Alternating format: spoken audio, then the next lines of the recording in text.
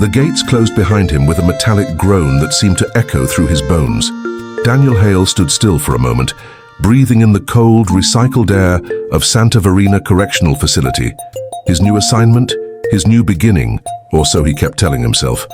The concrete walls stretched upward, grey and damp as if the entire building were designed to crush hope before it even reached the air. He had seen prisons before, harsher ones, noisier ones, but something about this place felt different. It was quieter, too quiet, the kind of silence that hid tension beneath routine, where every glance carried a story that no one dared to tell. "Officer Hale," said the warden, a stocky man with steel-rimmed glasses, "you'll take Wing C medium security. Keep your head down, do your job, and don't get involved." The words landed like a warning. Daniel nodded, pretending not to feel the sting of memory. "Don't get involved," a phrase that had followed him since the transfer. He walked the corridor, his boots striking the floor in perfect rhythm. On either side, faces appeared behind the small barred windows, quick, curious, assessing.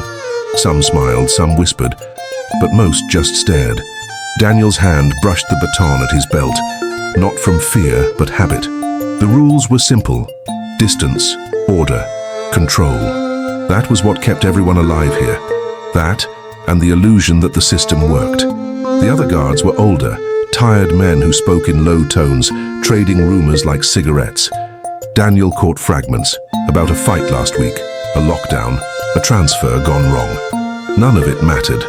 Not to him. He was here to rebuild himself after the incident. The one no one mentioned but everyone knew. At the far end of the corridor, he reached cell 23. The name on the clipboard read, Livia Moreno. Homicide. Inside, a woman sat on the narrow bed, a paperback resting on her knees. She didn't look up immediately. Her dark hair was tied back, her posture composed, almost regal. When she finally lifted her eyes, Daniel felt a strange stillness settle over him. Not attraction, not yet, but recognition. "New?" she asked, her voice calm, melodic. He hesitated, then nodded. "First day." "Then you'll learn," she said, closing the book softly. "Nothing here stays new for long." The words lingered as he marked her name on the list and moved on. But as he walked away, something about her tone, the quiet certainty of it, followed him. Outside, the sky had begun to darken. The shift was ending, yet Daniel lingered in the hallway, staring at the rows of identical doors. Behind each one was a story, a reason, a sin. He didn't know why, but cell 23 already felt different, as if it held not just a prisoner, but a question waiting for an answer he wasn't ready to face. Boat by the next morning arrived, wrapped in the same grey light that always seemed to hang over Santa Verena. Neither dawn nor day, just a kind of permanent hesitation. Daniel's footsteps echoed through the corridor as he began his rounds, clipboard in hand. The metallic smell of disinfectant clinging to everything. Routine was supposed to steady him, to drown the noise of thought. But when he reached cell 23, that fragile sense of order cracked again. Livia was awake, sitting cross-legged on the bed, reading from the same worn paperback he'd noticed the day before. A strand of hair had escaped her bun and curved along her cheek.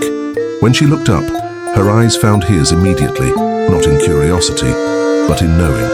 "Morning, Officer Hale," she said softly, the faintest hint of irony on her lips. "Did you sleep well in your clean bed?" Daniel frowned, caught off guard. "You should address staff properly." She smiled without warmth. "Respect goes both ways, you'll see." He should have written her up. That's what the manual said. But something in her voice, the calm defiance, the absence of fear, made him pause. Instead, he glanced at the chart outside her cell. No behavioral notes, no infractions. Perfect inmate. "Keep your tone in check," he said finally, but his voice lacked conviction. She tilted her head. "Or what? You'll lock me up?" The joke landed like a blade wrapped in silk. He turned away, pretending to inspect the next cell, yet her laughter followed him down the corridor. Low, brief, impossible to ignore. Later, in the staff room, two guards were playing cards, their voices low but sharp. "Watch out for the Moreno woman," one muttered. "Got into a mess with her last year's rookie. Nearly cost him his badge." Daniel kept his expression neutral, though his pulse quickened. Back in Wing C, he found himself near her door again, longer than he should have been. Livia didn't speak this time. She just watched him through the small window, that thin barrier between order and temptation. There was something unnerving in the way she held his gaze, as if she were the one evaluating him. When he moved on, he felt her eyes on his back until the corridor bent and she disappeared from view. That night, as Daniel signed his end-of-shift report, he caught himself writing the number 23 twice. He erased it, irritated. It meant nothing. Just another inmate, another day. Yet as he left the building, the sound of the locking gate behind him felt different, heavier, more final. And in his mind, a voice echoed quietly, almost teasingly. Nothing here stays new for long. Days slipped by, stitched together by the same metallic rhythm. Doors slamming, boots echoing, radios murmuring. Daniel began to move like part of the machinery itself. Efficient, silent, invisible. Yet behind that precision, something had begun to shift. Every morning when he walked the Wing C corridor, his eyes sought cell 23 before he realized it. Livia was always there, composed, observant, her calm presence cutting through the monotony of the prison like a blade through fog. He told himself he was simply being cautious. She had a history, after all, manipulation, rumor, charm. Yet, each time their gazes met, the logic behind that thought unraveled. One afternoon, during inventory checks, Daniel paused longer than usual outside her door. Livia was sitting by the window, what passed for a window, a square of reinforced glass that offered nothing but a sliver of pale sky. "You keep coming back," she said, not looking at him. He straightened, pretending to check her record sheet. Routine inspection. "Routine," she echoed, closing her book. "That's what kills people here. Not time. Routine." Her tone was so calm it almost sounded like pity. Daniel hesitated, torn between duty and curiosity. He should have moved on, but instead he asked, "You read every day?" She smiled faintly. "It's the only thing they can't take from me." Their eyes met through the glass. His guarded, hers patient, almost inviting. A silent conversation stretched between them, heavy with things unsaid. Later that evening, Daniel sat in the break room with a stack of files. Livia's name kept appearing. Moreno Livia Estela, 28. Convicted second-degree homicide. The details were sparse. The report clinical. Husband deceased. Evidence circumstantial. Self-defense disputed. He reread the final note, uncooperative during trial, and wondered what kind of woman refuses to defend herself. That night, he dreamt of the sound of keys, endless corridors, and eyes that saw through him. The next day, during the midday rounds, he found her cell empty. His pulse jumped before logic caught up. She was probably in the yard. He walked there, keeping his pace steady. The yard buzzed with small clusters of women talking, smoking, or staring into space. And then he saw her, sitting under the shade of a cracked concrete wall, a single beam of sunlight cutting across her face. When she noticed him, she didn't smile, didn't speak. She simply lifted her chin slightly, as if to remind him she knew he was watching. That small, wordless gesture unsettled him more than any rule violation could. By the time his shift ended, he realized he had broken his own code without even noticing. He had started seeing her, not as an inmate, but as something else entirely. That night he told himself it was harmless. Just observation, just vigilance. But even as he locked his apartment door, her voice drifted back to him, quiet, certain. Routine is what kills people here. And Daniel, lying awake in the dark, began to wonder if she was right. And the alarm cut through the afternoon silence like a blade, a shrill metallic scream that sent every corridor into chaos. Daniel was halfway through his patrol when the radio crackled. Wing C, altercation in progress, requesting immediate backup. He ran. The shouts grew louder as he turned the corner, two inmates locked in a violent struggle, a tangle of fists and hair. The other guards moved in, shouting commands. But amid the confusion, Daniel saw her. Livia standing too close, caught between the fight and the wall. Without thinking, he stepped forward, pulling her out of the way as a tray flew past and crashed against the bars. Her shoulder hit his chest hard. He steadied her instinctively, one hand gripping her arm. Her skin was warm, trembling, alive. For a heartbeat, the world narrowed, just her breath against his uniform. her eyes searching his face with something dangerously close to fear or recognition. Then another shout broke the moment, and the guards dragged the attackers apart. "Get back to your cells," Daniel barked, voice sharper than he intended. Livia didn't move immediately. Her gaze lingered, questioning, unreadable, before she turned away and disappeared behind the door of cell 23. The rest of the shift passed in a blur of reports and reprimands. Daniel wrote the incident summary mechanically, his hand steady, his pulse not. The rules were clear: no unnecessary contact, no personal involvement. Yet every time he closed his eyes, he felt that fleeting moment again, her heartbeat against his chest. That night he stayed late, filing paperwork in the security office. The cameras replayed the fight in black and white silence. He watched frame by frame until he saw it, Livia standing between the two inmates before the fight erupted, her hands slightly raised as if trying to stop it. She hadn't been part of it. She had been protecting someone. He leaned back, rubbing a hand over his face. He should file a clarification report. He should do a dozen things. Instead, he found himself walking the corridor again, long after lights out, drawn by something he refused to name. When he reached cell 23, he hesitated. Inside, Livia sat by the window again, the faint moonlight painting her features in silver. She didn't seem surprised to see him. "You shouldn't be here," she whispered. "I just came to make sure you're okay," he said, voice low. She tilted her head. "You already know the answer." The silence between them was fragile, electric. Then softly, she added, "Careful, Officer Hale. The walls here remember everything." Daniel forced himself to turn away. The sound of his own heartbeat followed him down the corridor, echoing louder than his footsteps. For the first time since arriving at Santa Verena, he wasn't sure who was protecting whom. The following days passed under a heavy quiet, the kind that hummed behind every locked door. The prison had returned to its mechanical rhythm, but Daniel hadn't. The memory of Livia's whisper, "The walls here remember everything," clung to him like the echo of a sin. He tried to avoid her cell, at least that's what he told himself, but each round brought him back to 23, drawn by something deeper than curiosity. Livia no longer met his eyes when he passed, yet the air between them carried an unspoken awareness, like two mirrors reflecting the same secret. One evening during inspection, he noticed the light in her cell flickering. The bulb above her bed buzzed faintly. She was sitting on the floor, reading, her back against the wall. "Electric issue?" he asked, trying to sound casual. She looked up, calm as always. "It's been flickering for 3 nights. I'll put in a maintenance request." "Don't bother," she murmured, closing her book. "It makes the room feel alive." Daniel frowned. "Alive?" A slow smile touched her lips.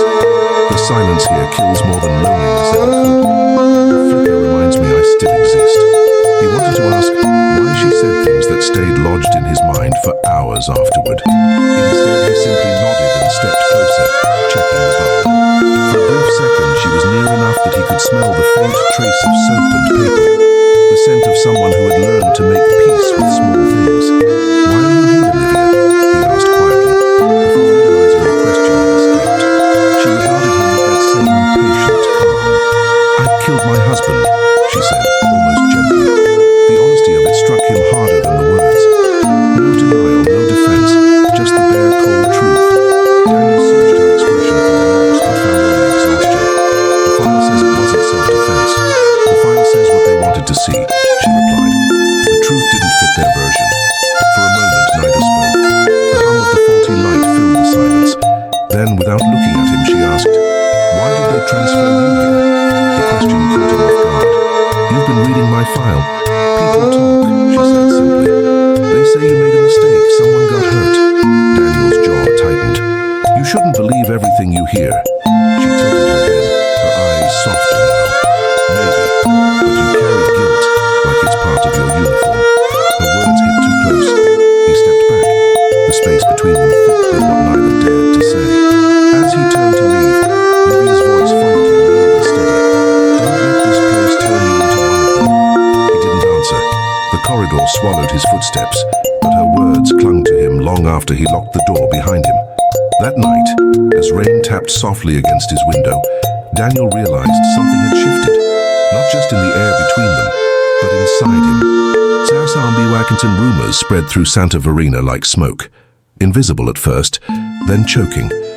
Daniel felt the change before he heard it.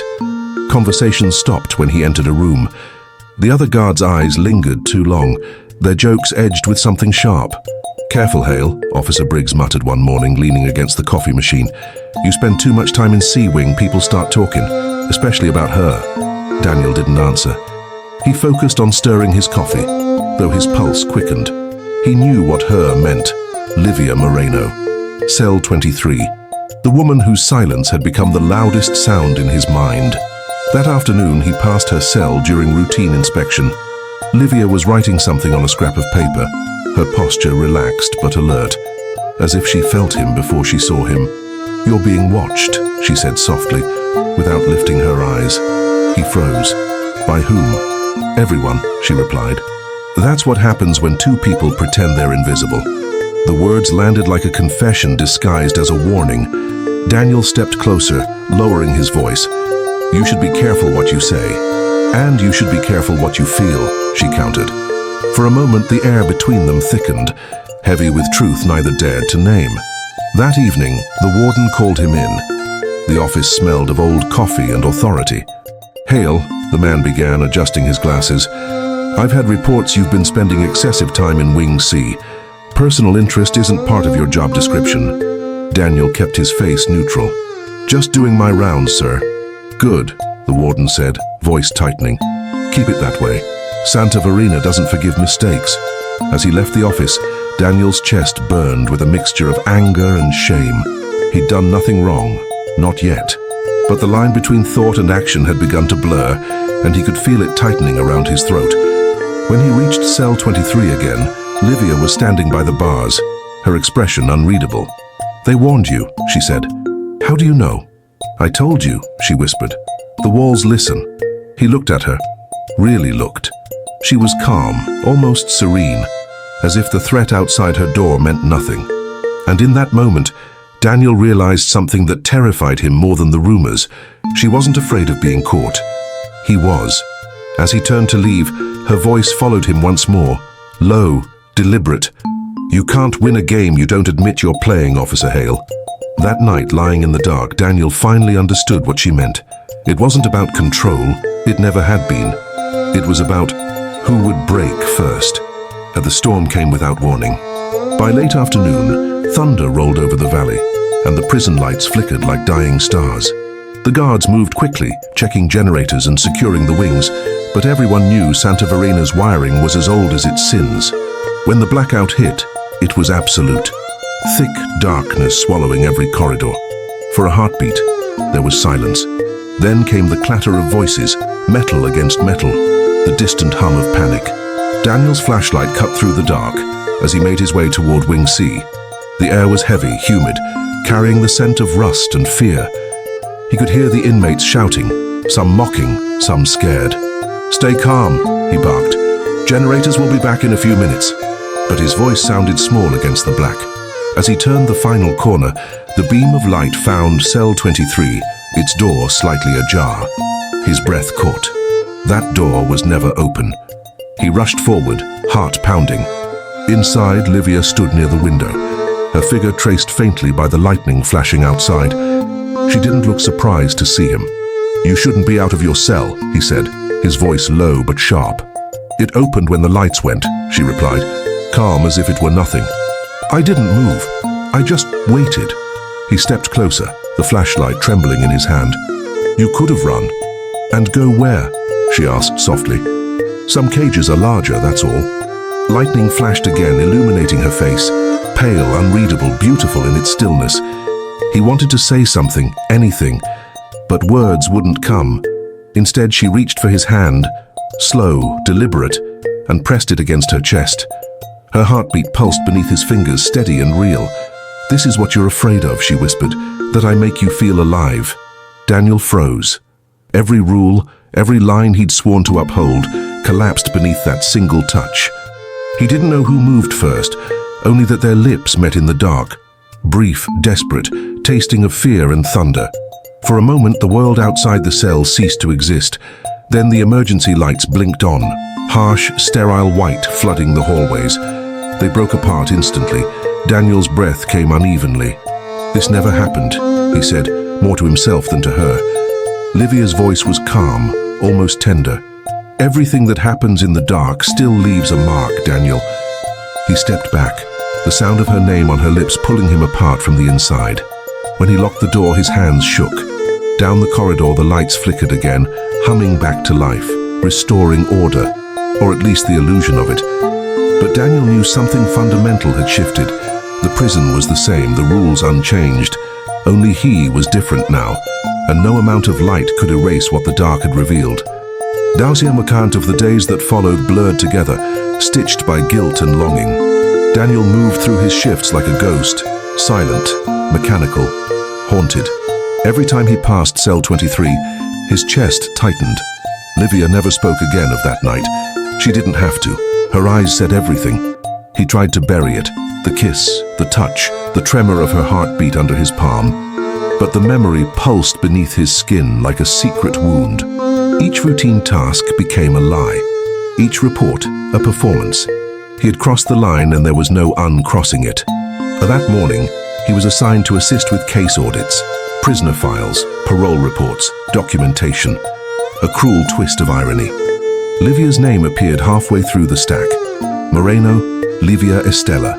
Daniel hesitated, scanning the notes again. Something was off. Her confession, her record, even the prosecutor's statements. Too clean, too deliberate. Her husband's name was Marco Vidal, a wealthy contractor with political ties. The report mentioned inconclusive evidence and pressure from external entities. Daniel frowned. He knew what that meant. Someone powerful had decided the verdict long before the trial began. He closed the file, pulse quickening. She had told the truth, or at least part of it. That evening, while the others watched a game in the break room, Daniel stayed behind in the office. He opened the restricted archives, something he wasn't supposed to do, and searched for Vidal Marco. The autopsy report confirmed what he suspected: blunt force trauma, defensive wounds. The photographs were brutal, but what caught his attention was the angle of the injury. It matched self-defense. He leaned back, heart pounding. She hadn't lied. The system had. And now, by knowing it, he had become part of the lie. Sahaswikite. When he walked the corridor later that night, he stopped at cell 23.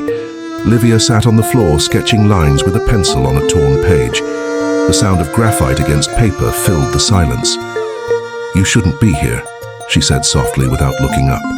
He hesitated. "Your file, it doesn't add up. You told me the truth." "I told you my truth," she replied. "Theirs is louder." Daniel swallowed hard. "Why didn't you fight harder?" Livia raised her eyes to him, calm, resigned. "Because I was tired. Some cages you build yourself, some you inherit." She placed the pencil down and added, "But you already know what that feels like, don't you?" He looked away. She was right.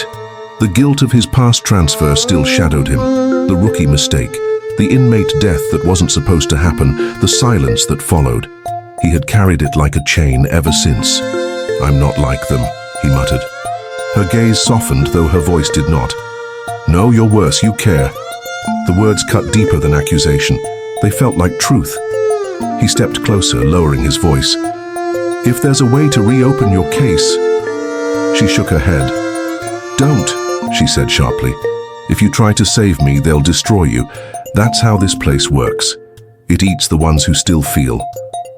Daniel stood there, caught between duty and devotion, silence and confession. His reflection shimmered faintly on the glass barrier that divided them, his face hers blending for an instant, like two sides of the same broken mirror. "I can't just do nothing," he whispered. "Then be ready to lose everything," she replied. He didn't know if it was a warning or a promise. By morning, Daniel had already falsified his first record, a minor adjustment to the visitation logs, a missing hour erased from the system. Just one lie. But it wouldn't stop there, because once you cross a line for love, the next one comes easier. And in Santa Verena, every secret had a cost, and every lie, a witness.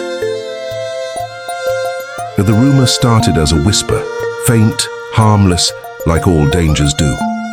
By the time it reached the warden's office, it had already turned into something sharp enough to cut through steel. Daniel felt it before he heard it.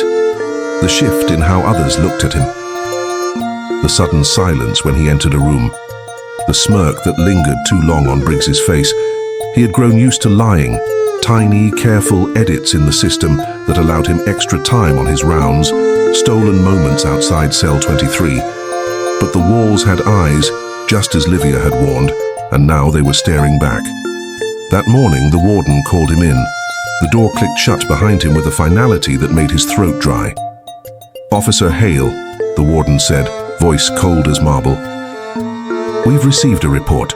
Someone claims you've been violating protocol, spending excessive time with inmate 2043. Do you deny it?" Daniel forced his face into neutrality. "False. Routine supervision only." The warden studied him in silence. Then he slid a photograph across the desk, grainy, black and white, captured from a security feed. It showed Daniel near cell 23 long after lights out. His chest went hollow. "That looks bad," the warden said evenly.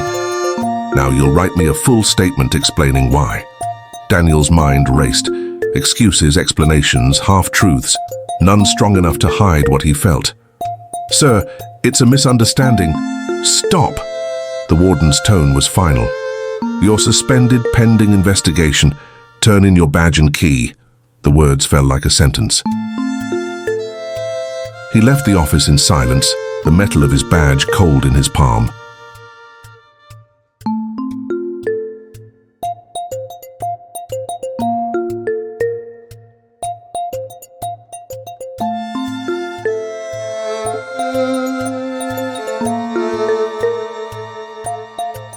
When he reached Wing C, he found Briggs already stationed there, smug. "Guess some of us don't know how to keep our hands clean," the man muttered. Daniel didn't answer. His eyes flicked towards cell 23. Livia stood by the bars, still and composed, her gaze locked on his. No questions, no panic, just understanding. They didn't speak. They didn't have to. The silence between them said it all. He handed Briggs his keyring, the jingle of metal loud in the hallway.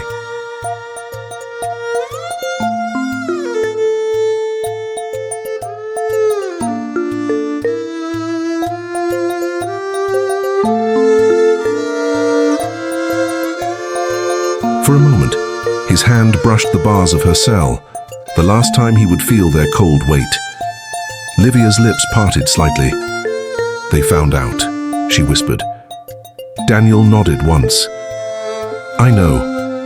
Don't come back," she said softly. "Not for me."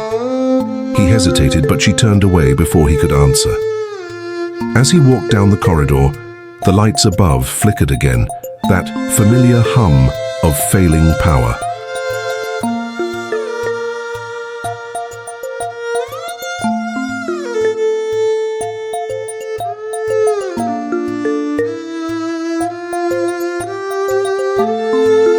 He wondered if the building itself was mocking him, reminding him how fragile light could be in a place built on shadows. They locked her down the same day he was suspended. Isolation, 23 hours a day, no books, no contact, no sunlight. The silence of punishment. Daniel wasn't allowed near the prison. His badge was gone, his apartment felt foreign, and the world outside moved as if nothing had changed. But inside him, everything had. Every sound, every shadow carried her name.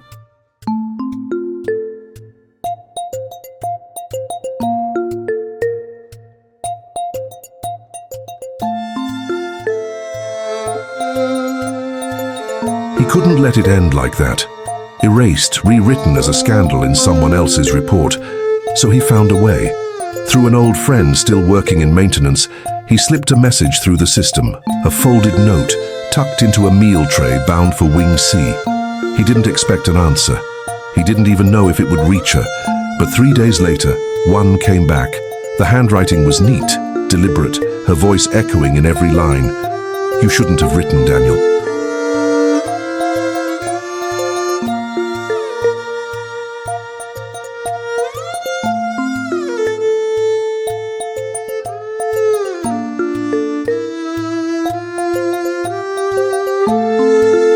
place feeds on confessions. Still, I'm glad you did. They took everything from me, light, paper, voice, but not the memory of you. You made me remember what it feels like to be seen. Don't waste your freedom trying to fix what's already broken. Live. That's all the forgiveness I can give you.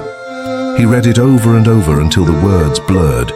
Each sentence felt like a hand pressed against his chest. Soft, final, unbearable. He wrote back that night, his pen trembling.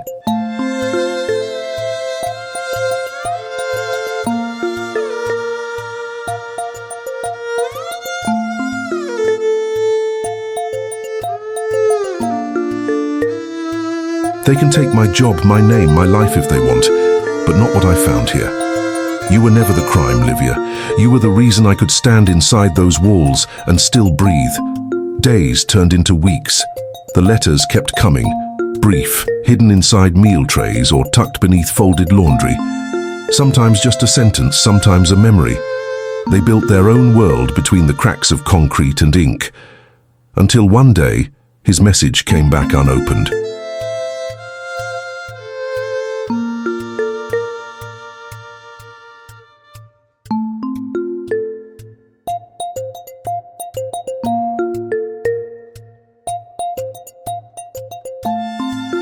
His contact whispered that Livia had been transferred to another facility, higher security, indefinite hold.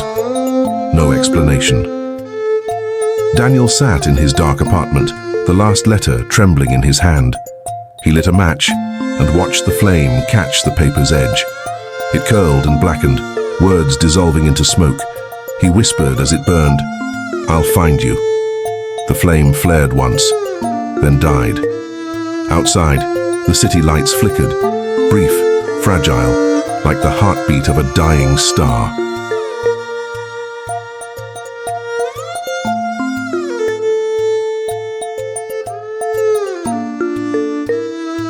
In that fading glow, Daniel understood what she had meant all along.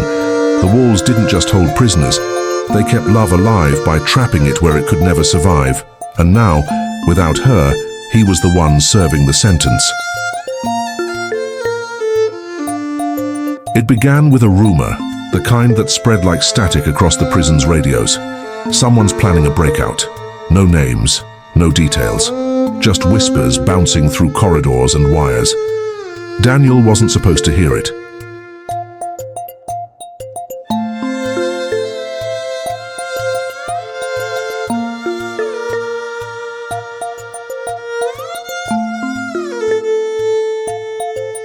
He wasn't supposed to be anywhere near Santa Verena anymore, but old contacts still spoke to him, men who owed him favors, men who still believed in him or pitied him enough to talk. One of them, a janitor named Figueroa, called him late one night. "They're transferring Moreno next week," he said. "Word is she's planning something, maybe help from outside." A pause. "I thought you'd want to know." Daniel didn't answer. His throat felt tight, his mind torn between dread and hope.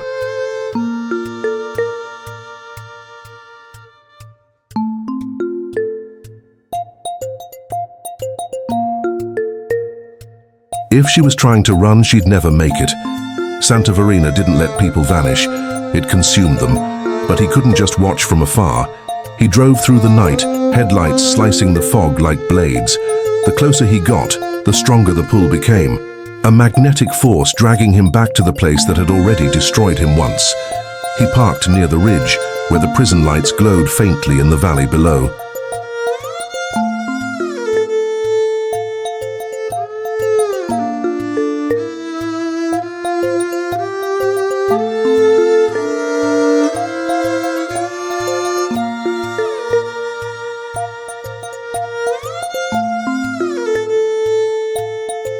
From there, he could see the towers, the perimeter fence, the same walls that had once felt like home and hell all at once. He waited. At 2:17 a.m., the sirens began, faint at first, then rising, screaming through the night. Floodlights swept across the yard. Voices shouted over radios. Something had gone wrong. Daniel gripped the steering wheel so tightly his knuckles went white. Every instinct screamed for him to run toward her, to help, to do something.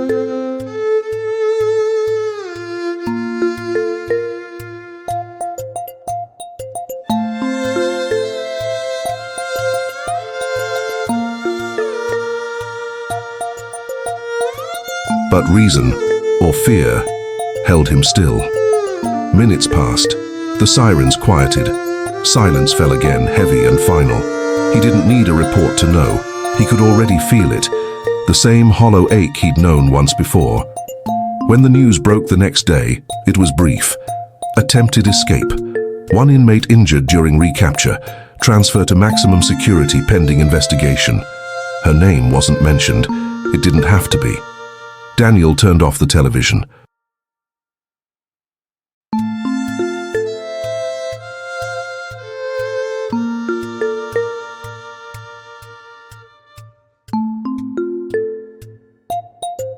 The static lingered a moment before the screen went dark.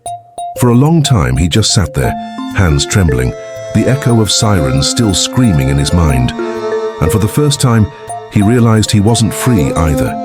He'd been running circles inside her cage all along. Months passed before he saw her name again. It appeared in a brief report. Inmate 2043 transferred to Santa Verena Correctional Facility Special Unit. The irony wasn't lost on him.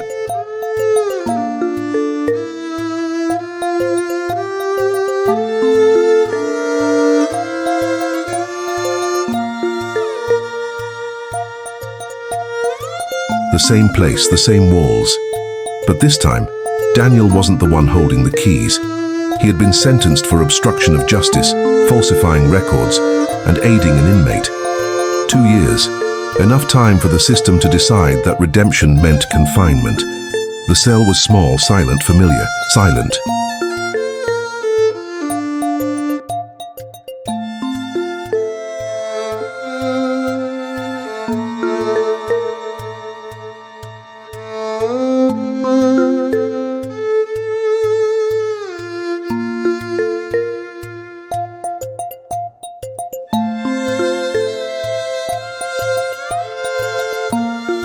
Some nights when the guards made their rounds, he caught a glimpse of his reflection in the narrow window.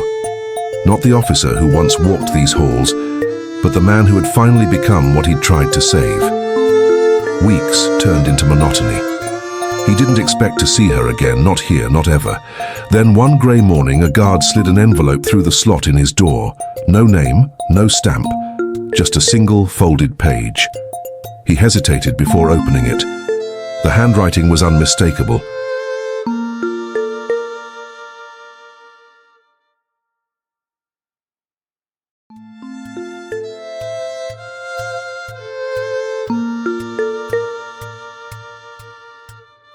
They moved me back. Different wing, different uniform, same sky. I heard they put you here. I wanted to say I warned you, but I also wanted to say thank you. You gave me something I'd forgotten existed. Someone who saw me, not my sentence. The walls still remember Daniel, but now maybe they remember both of us. He read it twice, the words soaking into him like sunlight through stone. For the first time in months, he smiled, a quiet, fragile curve that felt like forgiveness.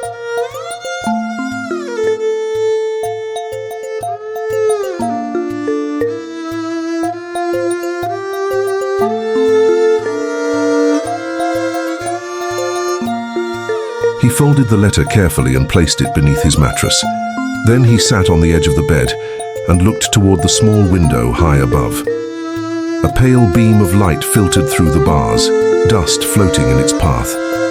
It wasn't freedom, not really, but it was something close. Daniel closed his eyes and let the warmth touch his face. Somewhere beyond the concrete and the wire, he imagined her doing the same. Her face tilted toward the same distant sun.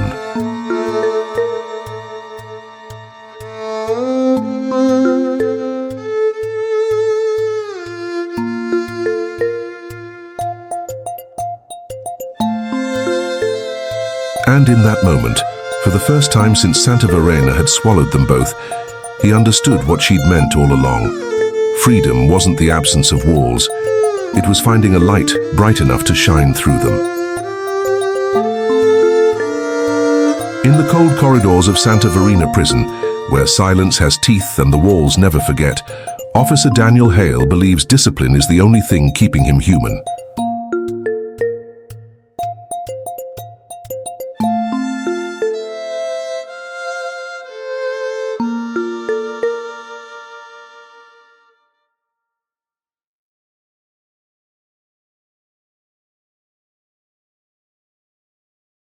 But when he meets Livia Moreno, a convicted murderer whose calm defies the cruelty of her world, everything he knows about duty, justice, and desire begins to crumble. What starts as curiosity becomes obsession, and then something far more dangerous. A forbidden love that neither bars nor rules can contain. As Daniel risks everything to uncover the truth behind Livia's conviction, both find themselves trapped in a system built to break them.